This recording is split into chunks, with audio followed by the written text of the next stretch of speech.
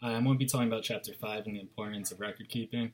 There are multiple reasons to keep records. Some of the reasons are to be able to sustain care if the client decides to switch practitioners, and also keeping records helps protect the practitioner if they're ever summoned to court. It provides that adequate care was given to the client and that the client was able to engage in treatment and the treatment plans and interventions were given to them in the proper time and way.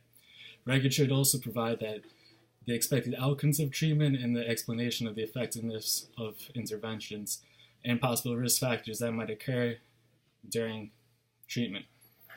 Case law regards to note keeping and tells practitioners that they should keep records in a contained file and not have any unauthorized use of the files or use it for any inappropriate reasons. It's unethical and it can be deemed illegal if used in an incorrect way. Case notes should also include that if there's any negligent treatment of suicide and aggressive behavior, that was any prior care that the client had went through. There are three main cases that set up precedent for proper note-taking, and that can be used in the court of law if ever summoned. Dalton v. State in 1970 and Johnson v. United States in 1976, both were when clients were hospitalized and they still committed suicide during hospital care.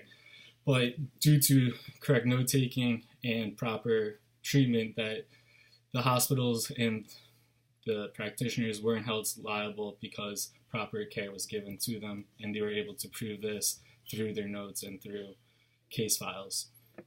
Another case was Dalton and O'Connor in 1974.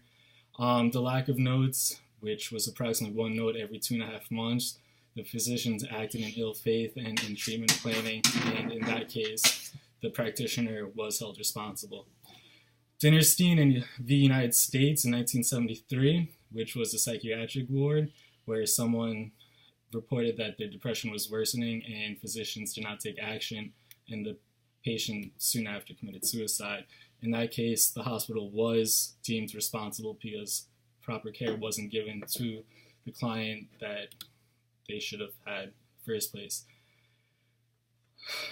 Keeping notes is also effective when tracking the development of young children. Note-taking can be crucial for mapping the development process as the children grow. It helps detect any early disorders and track milestones in development. The APA also has created a list of 8 guidelines that they should follow, but the 3 most important ones is guideline number 3, 2, and 1. It talks about the responsibility of record keeping and maintaining and retaining your records in a safest possible way.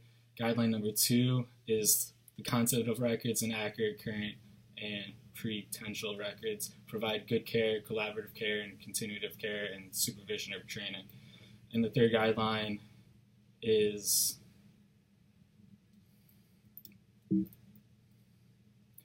confidentiality of records produced, which also helps produce the protect the client in any way possible.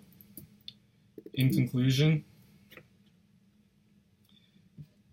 taking notes is important because maintaining notes provides that you're able to provide your client with the best possible care, provides evidence that you gave a level of care that was appropriate and accurate, and also from a legal perspective from the 3 court cases that were just explained.